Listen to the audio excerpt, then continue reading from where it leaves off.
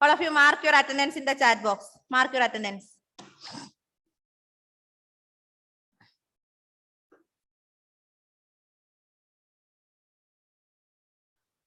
Then take page number 49, history 49. About 2500 years ago, some Janapadas became more important than others and were known as Mahajanapadas. Some of these are shown on map 4. Most Mahajanapadas had a capital city. Many of these were fortified. This means that huge walls of wood, brick of stone were built around them. About 2500 years ago, 2500 വർഷങ്ങൾക്ക് മുൻപ് Mahajanapadas became more important than others. മഹാജനദാസ് എന്തായിരുന്നു? വളരെ പ്രധാനപ്പെട്ടതായിരുന്നു. മറ്റുള്ളതിനെ അപേക്ഷിച്ച് നോക്കിക്കഴിഞ്ഞാല് Mahajanapadas became more important than others before 2500 years ago.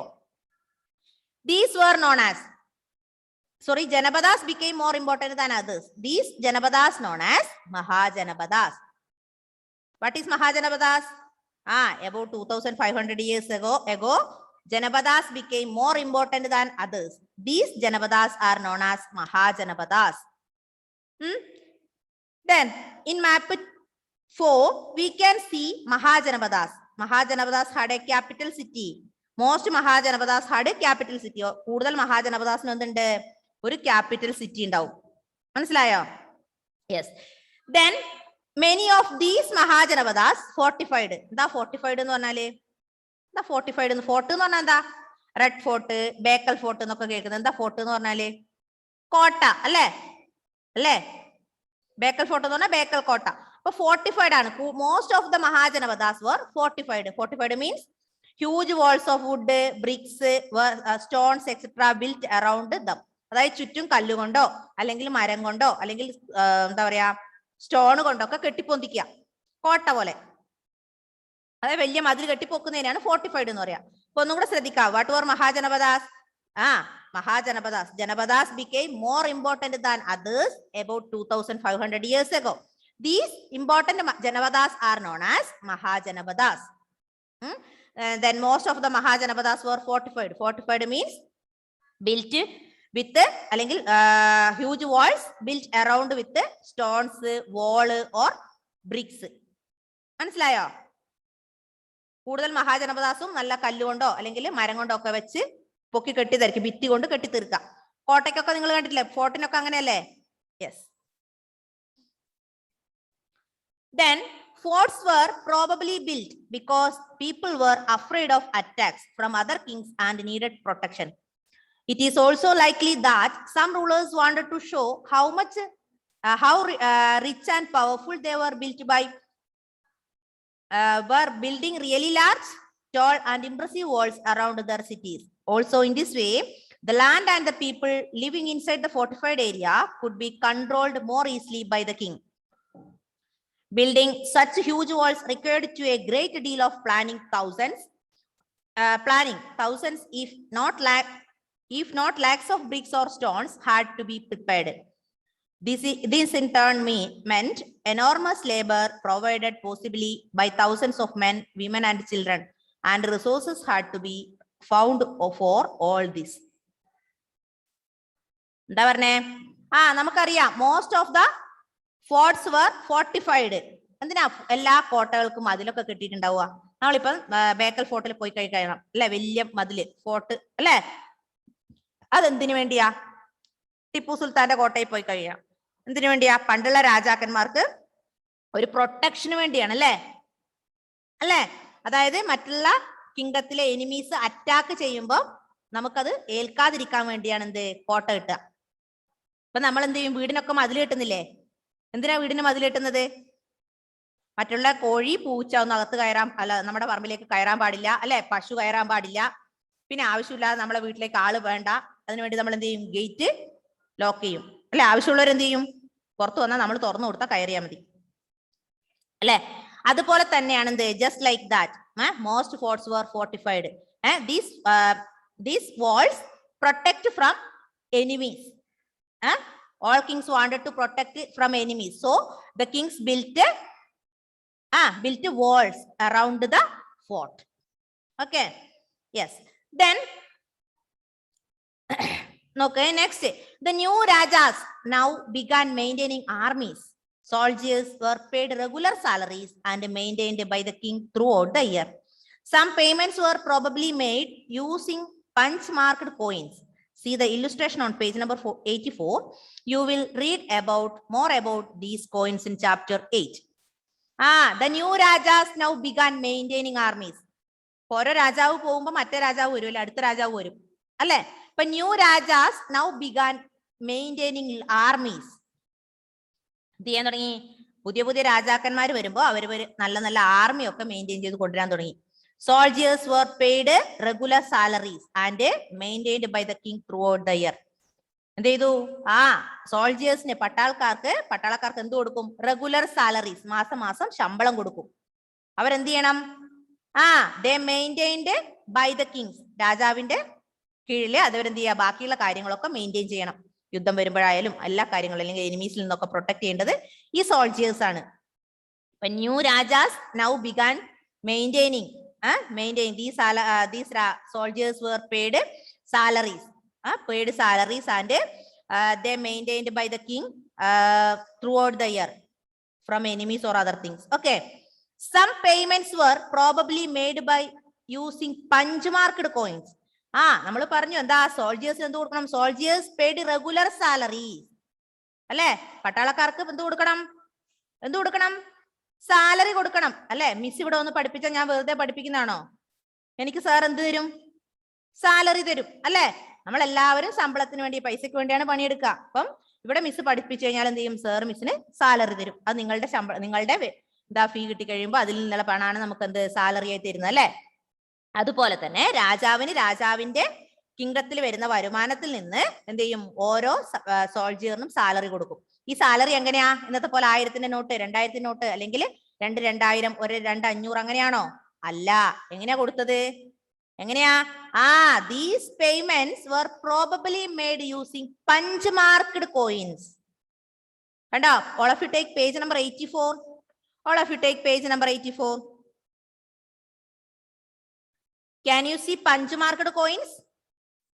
This one. കണ്ടോ? ഇതാണ് punch-marked coins. ഇങ്ങനെയുള്ള കോയിനാണ് അന്ന് രാജാവ് എന്ത് പട്ടാളക്കാർക്ക് സാലറിയായി കൊടുത്തത്. മനസ്സിലായോ? അല്ല ഇന്ന് കിട്ടുന്ന പോലെ നല്ല 2000 നോട്ടും, അല്ലെങ്കിൽ 400-500 നോട്ടും, അല്ലെങ്കിൽ 200 നോട്ടും 100 നോട്ടും ഒന്നും അല്ല. punch-marked കോയിൻസ് ആണ് സാലറിയായി കൊടുത്തത്. മനസ്സിലായോ? ഒന്നുകൂടെ പറയാം. New Rajas now began maintaining armies. Soldiers were paid regular salaries maintained by the king throughout the year. Some payments were probably made using punch-marked coins. Already we saw the punch-marked coins in page number 84. Okay. മനസ്സിലായോ പൊന്നുമക്കളെ? Okay. Next one, taxes. We heard about taxes. എന്താ tax എന്ന് പറഞ്ഞാല്? Did you know anything about taxes? അച്ഛൻ വീട്ടിൽ നിന്ന് പറയാറുണ്ട്, ഞാനൊന്ന് ടാക്സ് അടച്ചിട്ട് വരട്ടെ, അല്ലെങ്കിൽ ഞാൻ നികുതി അടച്ചിട്ട് വരട്ടെ എന്ന്. സാർ ഒരു മിനിറ്റ് മോനെ എഡ്വിനെ, പറയാറില്ലേ? ഞാൻ വീടിന്റെ ടാക്സ് അടച്ചിട്ട് വരട്ടെ, അല്ലെങ്കിൽ വണ്ടിയുടെ ടാക്സ് അടച്ചിട്ട് വരട്ടെ അല്ലെ. എനിക്ക് നാളെ ഒന്ന് വണ്ടിയുടെ ടാക്സ് അടക്കാൻ പോകണം, അല്ലെങ്കിൽ നാളെ എനിക്ക് വീടിന്റെ ടാക്സ് അടക്കാൻ പോകണം. പറയുന്നത് കേട്ടിട്ടുണ്ടോ വീട്ടിൽ നിന്ന്? എന്താ ടാക്സ് എന്ന് പറഞ്ഞാല്? എന്താ എഡ്വിൻ? നികുതി. അതായത് നമുക്ക് വീട് ഇപ്പൊ നമുക്ക് കുഞ്ഞു വീടിനൊന്നും നികുതി കൊടുക്കണ്ട. വേണോ? ചെറിയ കുഞ്ഞു വീടിനൊന്നും നികുതി വാങ്ങിക്കില്ല. അതായത് 1500 സ്ക്വയർ ഫീറ്റ് ആണെന്ന് തോന്നുന്നു. 1500 സ്ക്വയർ ഫീറ്റിന് മുകളിലുള്ള വീടിനാണ് ഇന്ന് നമ്മൾ ടാക്സ് അടക്കേണ്ടത്. വലിയ വീടിന്, അത് കുഞ്ഞ് ഒരു റൂമോ അല്ലെങ്കിൽ കുഞ്ഞൊരു അടുക്കളയോ ഒരു റൂമോ എന്നുള്ള വീടിനൊന്നും നമ്മൾ ടാക്സ് അടക്കണ്ട. അപ്പൊ അവർക്ക് ഗവൺമെന്റിന് ഓരോ എന്താ പറയാ നിശ്ചിത ഇതുണ്ട്. അതായത് സ്ക്വയർ ഫീറ്റ്, അത് ഇത്ര ഏക്കർ ലാൻഡ്, അങ്ങനെയൊക്കെ ഉണ്ട്. അല്ലെങ്കിൽ 1 ഏക്കറിന് ഇത്ര ക്യാഷ്, അല്ലെങ്കിൽ 10 സെന്റിന് ഇത്ര, അങ്ങനെ ഓരോന്നിനും ഓരോ കണക്കുണ്ട്. മനസ്സിലായോ? വലിയ ബിൽഡിംഗ് ടാക്സ് ആണെങ്കിൽ അതിന് ഇത്ര മാത്രം, ഇത്ര വലിയ വീടിന്, ഇത്ര സ്ക്വയർ ഫീറ്റിന് മുകളിലുള്ള വീടിന് ടാക്സ് ഇത്ര അടക്കുക, അതിന് മുകളിലുള്ളതിന് ഇത്ര അടക്കുക, അല്ലെങ്കിൽ ഇത്ര ലാൻഡ് ഉള്ളതിന് ഇത്ര, 1 ഏക്കർ ലാൻഡ് ഉള്ളതിന് ഇത്ര, 10 ഏക്കർ ആണെങ്കിൽ ഇത്ര, അങ്ങനെ ഒരു കണക്ക് വെച്ചാണ് ഇവർ ലാൻഡ് അല്ലെങ്കിൽ നമ്മൾ ടാക്സ് ഗവൺമെന്റ് ഈടാക്കുക. മനസ്സിലായോ? ഹന്നയുടെ വീടിന് ചിലപ്പം 300 രൂപ ടാക്സ് അടക്കേണ്ടി വരും. നേരെ മറിച്ച് മുഹമ്മദിന്റെ വീടിന് ചിലപ്പോൾ അത് 500 ആയിരിക്കും. അല്ലേ? അല്ലേ? റുവൈസിന്റെ വീടിന് ചിലപ്പോൾ 1000 അടക്കേണ്ടി വരും. എന്തുകൊണ്ടാ? നമ്മുടെ വീടിന്റെ വലിപ്പം കൂടുന്നതിനനുസരിച്ച് നമ്മുടെ ടാക്സിലും വ്യത്യാസം വരും. അല്ലേ? യെസ്. ചിലപ്പോൾ എന്റെ വീടിന് ടാക്സ് അടക്കേണ്ടി വരില്ല, കുഞ്ഞു വീടായിരിക്കും. അല്ലെ? അതുകൊണ്ടാണ് അത് ടാക്സ് ഒക്കെ ഗവൺമെന്റ് ഓരോ കാൽക്കുലേഷൻ ഉണ്ട്, അതിനനുസരിച്ചാണ് അടക്കുക കേട്ടോ. അപ്പൊ നോക്ക് ഇവിടെ ടാക്സസ്, അന്നത്തെ കാലത്തെ ടാക്സ് നോക്കാം. നമ്മൾ ഇന്നത്തെ കാര്യമാണ് പറഞ്ഞത്. As the rulers of the Mahajanapadas were building huge forts, maintaining big armies, they needed more resources and they needed officials to collect these. So instead of depending on occasional gifts brought by people, as in the case of Raja of the Janapadas, they started collecting regular taxes. നമ്മൾ പറഞ്ഞു about 2500 years ago Janapadas became more important. These Janapadas, important Janapadas are known as Mahajanapadas. ഇങ്ങനെയുള്ള ജനപദാസ് ആണ് പിന്നെ എന്തായി അറിയപ്പെട്ടത്? മഹാജനപദാസ് എന്നറിയപ്പെട്ടത്. അല്ലെ? ഈ മഹാജനപദാസിന് എന്തുണ്ടായിരുന്നു അറിയോ? മഹാജനപദാസ് എന്തായത്? Building huge forts. ഇവര് വലിയ വലിയ കോട്ടകളൊക്കെ കിട്ടും. Mahajanapadas were building huge forts. പിന്നെ അവർക്ക് എന്തുണ്ട്? Maintaining big armies. Already we studied about armies. They have armies. They maintained armies. Soldiers were paid regular salaries in the form of punch coins. അല്ലേ? നമ്മൾ പറഞ്ഞില്ലേ? അപ്പൊ ഇതിനൊക്കെ എന്ത് വേണം? ക്യാഷ് വേണം. അതാ വലിയ വലിയ കോട്ടകൾ കെട്ടണം. Building huge forts. Then give salaries to the soldiers. ഇങ്ങനെയുള്ള കാര്യങ്ങളൊക്കെ ചെയ്യണമെങ്കിൽ എന്ത് വേണം? ക്യാഷ് വേണം. രാജാവ് വലിയ കോട്ട അവിടെ കെട്ടിവെച്ചു. അതിനുള്ള ക്യാഷ് വേണ്ടേ? അത് കെട്ടാനുള്ള ക്യാഷ് വേണ്ടേ? വേണം. വലിയ കുറെ ഒരു 100 സോൾജേഴ്സിനെ അവിടെ ഏർപ്പെടുത്തി. അവർ വെറുതെ പണിയെടുക്കോ? വെറുതെ പണിയെടുക്കോ? ഇല്ല. എന്ത് കൊടുക്കണം? സാലറി കൊടുക്കണം. ഇതൊക്കെ ക്യാഷ് ഇല്ലാതെ രാജാവ്, എന്റെ കയ്യിൽ ക്യാഷ് ഇല്ല എന്ന് പറഞ്ഞാൽ നാളെ സോൾജേഴ്സ് പണിക്ക് നിൽക്കോ? ഇല്ല. അപ്പൊ അവർക്ക് എന്ത് വേണം? ക്യാഷ് വേണം. അതിനു വേണ്ടിയാണ് അവർക്കൊക്കെ കൊടുക്കാനുള്ള ക്യാഷും, അല്ലെങ്കിൽ ഫോർട്സ് ഒക്കെ ബിൽഡ് ചെയ്യാനുള്ള ക്യാഷ്, പിന്നെ സോൾജേഴ്സിന് കൊടുക്കാനുള്ള ക്യാഷ്, ഇതിന് വേണ്ടിയാണ് രാജാവ് എന്ത് തീരുമാനിച്ചത്? ടാക്സ് കളക്ട് ചെയ്യാം. മനസ്സിലായോ? ഇപ്പൊ ഓരോരാളിൽ നിന്ന് ലാൻഡിനും അതുപോലെ അങ്ങനെയുള്ള പല ടാക്സിനെ കുറിച്ച് താഴെ പറയുന്നുണ്ട്. ടാക്സ് കളക്ട് ചെയ്യുന്ന കിട്ടുന്ന ക്യാഷ് ആണ് ഇവർക്ക് സാലറി ആയിട്ടും, അല്ലെങ്കിൽ ഫോർട്സ് ഒക്കെ വലിയ വലിയ ഫോർട്സ് കെട്ടാനും അതിന് കൂടുതൽ പണിയെടുക്കാനൊക്കെ രാജാവ് ഉപയോഗിക്കുന്നത്. മനസ്സിലായോ? ഇപ്പൊ നമ്മൾ ഓരോ സാധനങ്ങൾ വാങ്ങിക്കുമ്പോൾ അതിൽ ടാക്സ് ഉണ്ട്. പഞ്ചസാര വാങ്ങിക്കുമ്പോൾ, അരി വാങ്ങിക്കുമ്പോൾ അതിലൊക്കെ ഗവൺമെന്റിന് ഇത്ര ചാർജ് ഉണ്ട്. ആ ചാർജാണ് ഗവൺമെന്റിൽ എന്തിനൊക്കെ ഉപയോഗിക്കുന്നത്? ഗവൺമെന്റ് ഓഫീസേഴ്സിന് സാലറി കൊടുക്കാനും, അല്ലെങ്കിൽ ഗവൺമെന്റുമായി ബന്ധപ്പെട്ട വാഹനങ്ങൾ വാങ്ങിക്കാനും, അല്ലെ, ഗവൺമെന്റിലുള്ള കടം തീർക്കാനും ഒക്കെ ഉപയോഗിക്കുന്നത്. നമ്മളിൽ നിന്നാണ് ടാക്സ് ഗവൺമെന്റിൽ എത്തുന്നത്. അല്ലെ? നിങ്ങൾ ഗോൾഡൊക്കെ വാങ്ങിക്കാൻ പോയാല് ഇവിടെ കാണും, ഒരു പവന്റെ വള വാങ്ങിച്ചു, GST ഇത്ര. കാണാറുണ്ടോ? ബില്ലെടുത്ത് നോക്കണം. അല്ലെങ്കിൽ ഓരോ സാധനം വാങ്ങിക്കുമ്പോൾ നോക്കണം കേട്ടോ. ഇനി നോക്കാറില്ലേ? അപ്പൊ ഓരോന്നിനും ടാക്സ് ഉണ്ട്. എന്ത് സാധനം നമ്മളൊരു സൂചി വാങ്ങിയാൽ വരെ അതിന് ടാക്സ് ഉണ്ട്. ആ ടാക്സ് ആണ് ഗവൺമെന്റ് യൂസ് ചെയ്യുന്നത്. ഓക്കെ. സൂചി എന്ന് ഞാൻ എക്സാമ്പിൾ പറഞ്ഞതാണേ. സൂചിക്ക് 50 പൈസയെ മറ്റേ ഉള്ളൂ. ഓക്കെ. ഇനി മിസ് അങ്ങനെ പറഞ്ഞു, അയ്യോ സൂചിക്ക് ടാക്സ് ഒന്നും ചോദിക്കണ്ട. Then നോക്ക്, then they started collecting regular taxes. First one, taxes on crops were the most important.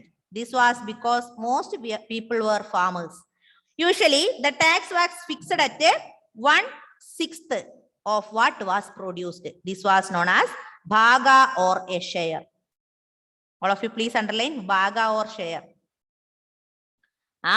ആദ്യത്തെ ഒരു തരം ടാക്സിനെ കുറിച്ച് പറഞ്ഞു. എന്താ? Taxes on crops.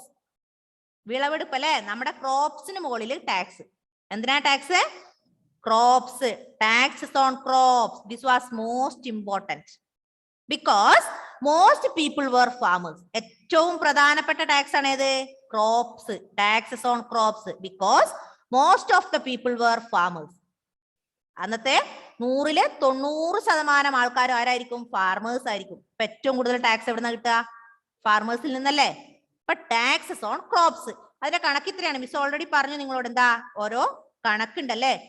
Tax അടക്കുന്നതിന് കണക്കുണ്ടെന്ന് miss പറഞ്ഞില്ലേ? വീടിന്റെ ഒക്കെ കാര്യം പറഞ്ഞില്ലേ? സ്ക്വയർ ഫീറ്റിന് ഇത്ര എന്നൊക്കെ. അതുപോലെ ഇതിന്റെ കണക്ക് എന്താണെന്നറിയോ? ക്രോപ്സ്. ടാക്സ് ഓൺ ക്രോപ്സിന്റെ കണക്ക് ഇത്രയാണ്. 1/6 ഓഫ് ദ ടോട്ടൽ പ്രൊഡക്ഷൻ. നമ്മൾ എത്ര ഉൽപ്പാദിപ്പിക്കുന്നുവോ അതിന്റെ 1/6 ഭാഗം കൊടുക്കണം.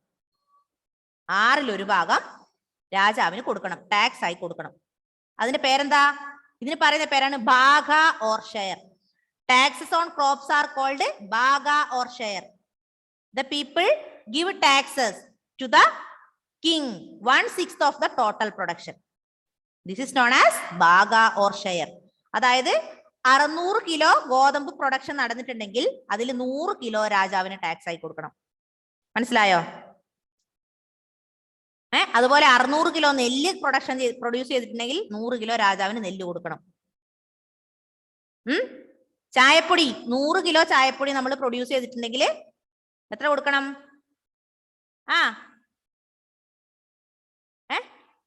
എത്ര കൊടുക്കണ്ടേ? 100ന്റെ 6 എത്രയാ? കണ്ടുപിടിച്ചോ. 100ന്റെ 6 എത്രയാ? പെട്ടെന്ന്.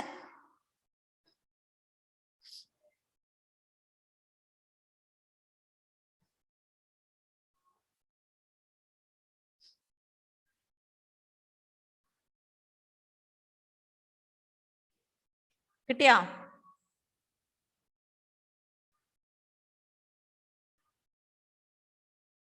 എത്രയാ മുഹമ്മദേ? മുഹമ്മദിന് കിട്ടി 16. 16ഓ? 16ഉം സംതിങ്ങും വരില്ലേ മോനെ?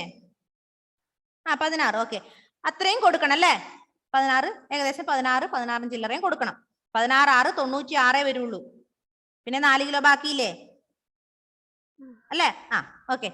അപ്പൊ ആ ഒരു രീതിയിൽ 1/6 ഭാഗം ടാക്സ് ആയി രാജാവിന് കൊടുക്കാം. അപ്പൊ ഒന്നാമത്തെ ടാക്സ് നമ്മൾ പഠിച്ചു, taxes on crops. Right, taxes on crops. Taxes on crops is very important. Then this was very important because most of the people were farmers.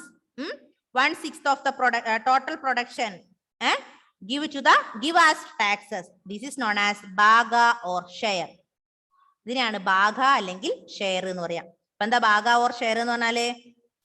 taxes on crops. Taxes on crops, the tax was fixed at 1/6 of the total production. This is known as ഭാഗ or share. മനസ്സിലായല്ലോ? Okay, രണ്ടാമത്തെ നോക്ക്. Second one, there were taxes on crafts persons as well. These could have been in the form of labor. For example, a weaver or a smith may have hard to work for a day every month for the king. എന്താ പറഞ്ഞേ? രണ്ടാമത്തെ tax എന്താണ്? taxes on craft persons. Please underline, taxes on craft persons. First one, taxes on crops, underline ചെയ്തു. Second one, taxes on craft person. Please underline. Muhammad Ruwais, taxes on craft person. എന്താ craft person? അവർക്ക് അതായത് ജോലി. മനസ്സിലായോ? നമ്മൾ ജോലി ചെയ്യുമ്പം ഒരു ദിവസത്തെ ശമ്പളം ഒക്കെ എന്ത് ചെയ്യണം? രാജാവിന് കൊടുക്കണം. നമുക്ക് കൃഷിയില്ല എന്ന് വിചാരിച്ചോ. ഇപ്പൊ എനിക്ക് കൃഷിയില്ല, ഞാൻ കൃഷി നടത്തുന്നില്ല, ഞാൻ എന്തെങ്കിലും വേറെ ജോലിയാണ് ചെയ്യുന്നതെന്ന് വിചാരിക്കാം. എന്റെ ഒരു ദിവസത്തെ ശമ്പളം അദ്ദേഹത്തിന് ടാക്സ് ആയി കൊടുക്കണം. മനസ്സിലായോ? ഞാനിപ്പം ചിലപ്പോൾ 600 രൂപ അല്ലെങ്കിൽ 500 രൂപയുടെ പണിയെടുക്കുന്നുണ്ടെങ്കിൽ ആ ഒരു എത്ര ദിവസം, അതിൽ ഒരു ദിവസത്തെ ശമ്പളം ടാക്സ് ആയി കൊടുക്കുക. അതാണ് എന്ത്? Taxes on craft persons. For example, a weaver or a smith may have hard work for a day every month for the king. എന്ത് ചെയ്യണം? മാസത്തില് പണിയെടുക്കുന്നതിന്റെ ഒരു ദിവസത്തെ കൂലി ടാക്സ് ആയി കൊടുക്കുക. Third one, herders were also expected to pay taxes in the form of animals and animal produce. രണ്ടാമത്തെ എന്താ? Related with herders or animals അല്ലെ? taxes in the form of animals or animal produce. മൃഗങ്ങൾക്ക് അല്ലെങ്കിൽ മൃഗങ്ങളുടെ ഉൽപാദനത്തിന്, അതായത് ഇത്ര ഒരു പശുണ്ട് വീട്ടില് 10 ലിറ്റർ പാല് കറക്കുന്നെങ്കിൽ അതിന് ഇത്ര പെർസെന്റേജ് രാജാവിന് ടാക്സ് ആയി കൊടുക്കുക. മാസത്തിൽ ഇത്ര പൈസ കണക്കാക്കിയിട്ട് അത് രാജാവിന് ടാക്സ് ആയി കൊടുക്കുക. മനസ്സിലായോ? അപ്പൊ taxes on animals or animal produce. Then fourth one, there were also taxes on goods that were bought and sold through trade. അത് നമ്മളിപ്പോ ചെയ്യുന്നത്, വാങ്ങുന്നതെയും വിൽക്കുന്നതെയും സാധനങ്ങൾക്ക് ടാക്സ്. അതായത് 10,000 രൂപയുടെ സാധനം വിൽക്കുന്നുണ്ടെങ്കിൽ അതിൽ 110 രൂപ അല്ലെങ്കിൽ 200 രൂപ ടാക്സ് ആയി പിടിക്കും. മനസ്സിലായോ? ഇനി നമ്മൾ രാജാവിൻ അല്ലെ നമ്മളൊരു സാധനം ഇങ്ങോട്ട് വാങ്ങിക്കുന്നുണ്ടെന്ന് വിചാരിക്കുക, ഒരു ഡ്രസ്സ് വാങ്ങിക്കുന്നുണ്ടെങ്കിൽ അതിൽ ഇത്ര % ടാക്സ്. ഇപ്പൊ നമ്മൾ നടക്കുന്നില്ലേ, നമുക്കൊക്കെ അങ്ങനെയല്ലേ അല്ലേ? നമ്മളിപ്പോ തുണിക്കടയിൽ പോയി കഴിഞ്ഞാൽ 600 രൂപയുടെ ഷർട്ട് എടുത്തു കഴിഞ്ഞാൽ ചിലപ്പോൾ അതിൽ ടാക്സ് ഉണ്ടാവും 10-20 രൂപ അല്ലേ? ടാക്സ് പിടിക്കില്ലേ? അതേപോലെ വിൽക്കുകയും വാങ്ങുകയും ചെയ്യുന്ന സാധനങ്ങൾക്കും എല്ലാം tax. Last one, hunters and gatherers also had to provide forest produce to the raja. ഹണ്ടേഴ്സിന് വരെ ടാക്സ് ഉണ്ട്. വേട്ടയാടുന്ന ആൾക്കാർക്ക് ഹണ്ടേഴ്സിന് വരെ ടാക്സ്. എങ്ങനെയാ? Had to provide forest produce to the രാജാവ്. രാജാവിന് എന്ത് കൊടുക്കണം? കാട്ടിൽ നിന്ന് കിട്ടുന്ന സാധനങ്ങൾ രാജാവിന് ടാക്സ് ആയി കൊടുക്കണം. അവർക്ക് വേറെ പണിയൊന്നുമില്ല, അതായത് കാറ്റിൽ റിയറിംഗ് ഇല്ല, അഗ്രികൾച്ചർ ഇല്ല, ഒന്നുമില്ല. പക്ഷെ അവര് കാട്ടിൽ നിന്ന് പിടിക്കുന്ന അല്ലെങ്കിൽ കാട്ടിലെ എന്തെങ്കിലും സാധനം അവര് രാജാവിന് ടാക്സ് ആയി കൊടുക്കണം. മനസ്സിലായോ? ടാക്സ് നമ്മൾ പഠിച്ചു. ഒന്ന് tax on crops, then 1/6 of the total production give as taxes to the raja. This is known as share or bhaga. Then second one taxes on craft person. Then അതിൽ പറഞ്ഞു നമ്മൾ എന്താ, a weaver or smith have had to work for a day every month for the king. Then third one taxes on animals or animal produce. Fourth one taxes on goods, അല്ലേ? Taxes on goods that were bought and sold through the trade. Last one, taxes for hunters or gatherers. Taxes on hunters or gatherers. Gatherers or hunters produce had to provide forest produce to the raja or king. Okay, മനസ്സിലായോ? മനസ്സിലായോ മുത്തുമണികളെ? മനസ്സിലായോ? Okay. Next one is changes in agriculture. അഗ്രികൾച്ചറിൽ മാറ്റം വന്നു. രാജാവിന് tax ഒക്കെ കൊടുക്കാൻ തുടങ്ങി അല്ലേ? പണ്ടത്തെ പോലത്തെ അഗ്രികൾച്ചർ ആണോ ഇന്ന്? ആണോ? അല്ല. അപ്പൊ നോക്ക്, there were 2 major changes in agriculture around this time. One was growing use of iron ploughshares. This meant that heavy clay soil could be turned over better than with a wooden ploughshare, so that more grain could be produced. Second, people began transplanting paddy. This meant that instead of scattering seed on the ground from which plants would sprout, saplings were grown and then planted in the fields. This led to increased production as many more plants survived. However, it was back-breaking work. Generally, slave men and women, dasav and dasis, and landless agriculture laborers had to do this work. ഒന്ന് വായിച്ചു നോക്കിയാട്ടെ, പെട്ടെന്ന് ഒന്ന് വായിച്ചു നോക്കിയാട്ടെ. അത്രയും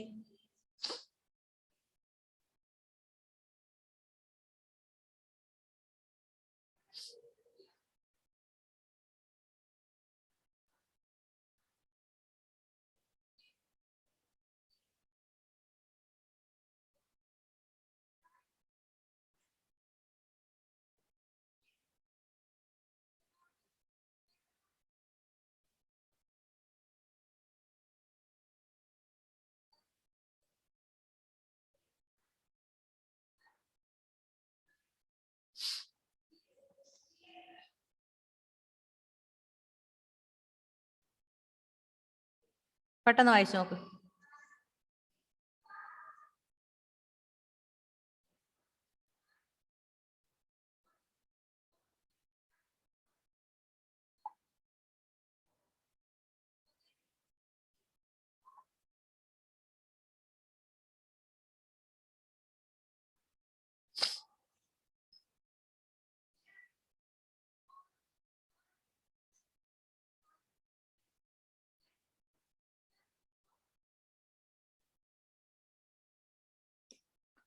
വായിച്ചോ? Okay. നോക്ക്, there were 2 major changes in the agriculture around this time. ഈ സമയത്ത്, ഈ കാലഘട്ടത്തില് 2 തരത്തിലുള്ള അഗ്രികൾച്ചറൽ ചേഞ്ച് ഉണ്ടാക്കിയിട്ടുണ്ട്. 2 തരത്തിലുള്ള മാറ്റങ്ങൾ. എന്തൊക്കെയാത്? One was growing use of iron plough shares. ഒന്നാമത്തെ എന്താ? അണ്ടർലൈൻ ചെയ്യണേ. two major agricultural changes in that time. There were two major agricultural change around this time. One was growing use of iron ploughshares. ഒന്ന് ഇരുമ്പിന്റെ plough use ചെയ്യാൻ തുടങ്ങി. കലപ്പയില്ലേ, കലപ്പ, plough, iron, using of iron ploughshares. This means that heavy clay soil could be turned over better than with a wooden ploughshare. അതായത് പണ്ടൊക്കെ മരം കൊണ്ടുള്ള കലപ്പയായിരുന്നു. പ്ലഫറില്ലേ, plough മരം കൊണ്ടുള്ളതായിരുന്നു, wootz കൊണ്ടുള്ളതായിരുന്നു. അത് മാറ്റി അതിന് പകരം അയേൺ കൊണ്ടുള്ള പ്ലഫ് യൂസ് ചെയ്യാൻ തുടങ്ങി. മണ്ണൊക്കെ ഇളക്കുമ്പോ മറ്റേ ഫുഡിനെക്കാട്ടിലും ബെറ്റർ ഏതാണ്? അയേൺ ആണെന്ന് അവർക്ക് മനസ്സിലായപ്പോ അവരെന്ത് ചെയ്തു? Iron plough were used. Second one, began transplanting paddy. എന്താ ട്രാൻസ്പ്ലാന്റിംഗ്? പറിച്ചു നടല്. മനസ്സിലായോ? അതായത് നട്ട സാധനം വിത്തൊക്കെ പാകിയിട്ട് പറിച്ചു നടുക. ട്രാൻസ്പ്ലാന്റിങ് തുടങ്ങി. ഈ രണ്ട് അഗ്രികൾച്ചറൽ ചേഞ്ചസ് ആണ് ഉണ്ടായത്. All of you listen. There were two agricultural changes around that time. First was use of iron ploughshares. Use of iron ploughshares instead of wooden ploughshares. Second one, began transplanting paddy. Paddy transplant ചെയ്യാൻ തുടങ്ങി. Began transplant paddy. This meant that instead of scattering seed on the ground from which plants would sprout, saplings were grown and then planted in the fields. എന്താ ചെയ്യാൻ തുടങ്ങി? എന്താ ചെയ്യാൻ തുടങ്ങി? ഗ്രൗണ്ടിൽ വിത്ത് ഇങ്ങനെ പാകുന്നില്ലായിരുന്നോ? വെറുതെ നട്ട് മുളപ്പിക്കുന്നില്ലേ ഇങ്ങനെ പാകിയിട്ട്? അതിന് പകരം നട്ട് മുളച്ചത് ട്രാൻസ്പ്ലാന്റ്, പറിച്ചു നടൽ തുടങ്ങി. മനസ്സിലായില്ലേ? വിത്ത് നട്ടിങ്ങനെ മുള അല്ലാതെ വിത്ത് പാകി മുളച്ചു വരുമ്പോ അത് പറിച്ചു നടുക. ഈ ഒരു ചേഞ്ചസ്, ഈ രണ്ട് ചേഞ്ചസ് ആണ് ഉണ്ടായത്. മനസ്സിലായോ? To agricultural changes. ഓക്കെ,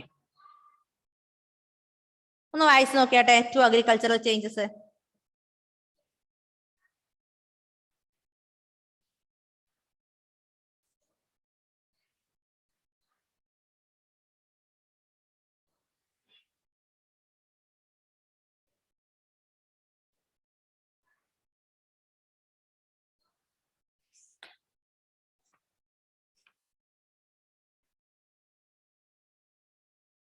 ഇനി ഒരു ക്ലാസ്സും കൂടി ഇല്ലേ മക്കളെ? ഒരു ക്ലാസ്സും കൂടി ഇല്ലേ? ഓക്കെ, ആ ക്ലാസ്സിൽ നമുക്ക് ഈ പാഠം തീർക്കാം കേട്ടോ.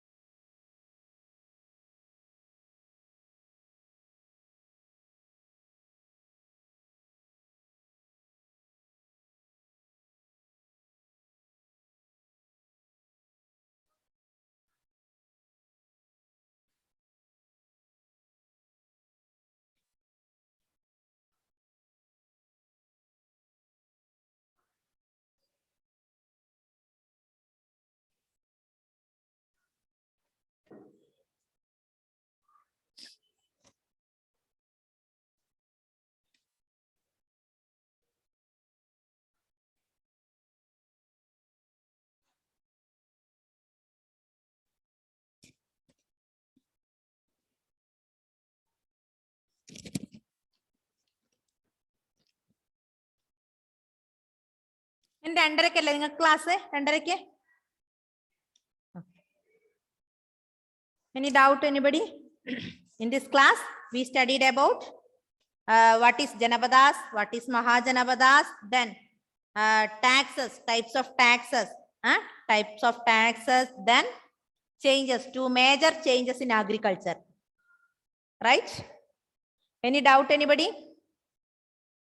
No.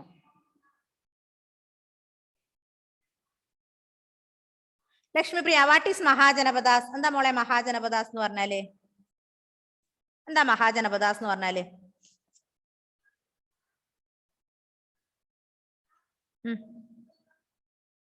എവിടെ ലക്ഷ്മിപ്രിയ പോയോ?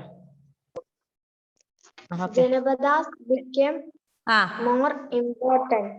Important. എപ്പോ? Before 2500 years ago. 500 years ago. These Mahajanapadas became known as Mahajanapadas. അല്ലേ? Okay. What are the types of taxes? Taxes on the taxes. Which are the types of taxes? Yes, Hannah. എന്തൊക്കെയാന്ന് മാത്രം പറഞ്ഞാൽ മതി. Taxes on crops, taxes on crops, taxes on crafty persons, taxes on herders, taxes on hunters and gatherers. Taxes on goods. Taxes on goods. അല്ലേ? Okay. Good. What is share or bhaga? What do you mean by share or bhaga? Yes, Josie. Please unmute. താഴോട്ടൊന്നും നോക്കണ്ട, unmute ചെയ്തോ. What is bhaga or share? Already we studied about bhaga or share. എന്തിനാ bhaga അല്ലെങ്കിൽ share എന്ന് പറയാ? The taxes of the farmers on crops. എത്രയാ അത് tax collect ചെയ്യാ? 1/6 of 1/6 of total production. അല്ലേ? production.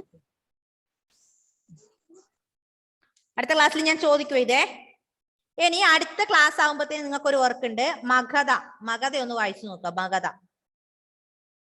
മഗധ വായിച്ചു നോക്കി മിസ്സിന് പറഞ്ഞു തരണേ. എന്താ മനസ്സിലാവുന്നത് നോക്കട്ടെ നിങ്ങൾക്ക് മഗധ വായിച്ചിട്ട്. ഓക്കെ. ഇപ്പൊ അടുത്ത ക്ലാസ് ഇല്ലല്ലോ. ഇനി ക്ലാസ് ഉണ്ടോ അടുത്ത പീരീഡ്? നോ. ഉണ്ടോ? ഇല്ല. അത് 2:30 സോഷ്യലിന്റെ ക്ലാസ് റിവൈസേ. ഇപ്പൊ ഇല്ലല്ലോ, ഇനിയില്ലല്ലോ, ഇത് കഴിഞ്ഞുടൻ ഇല്ല. അപ്പൊ എന്ത് ചെയ്യാം? മഗധ വായിച്ചു നോക്കണേ. എഴുന്നേക്കണ്ട, ഇരുന്നിടത്ത് എഴുന്നേക്കണ്ട. മഗധ വായിച്ചു നോക്കി എന്താ മനസ്സിലാവുന്നത് നോക്കിയാട്ടെ. അതിനുശേഷം എഴുന്നേറ്റാ മതി. Okay. Bye bye. See you in the next class.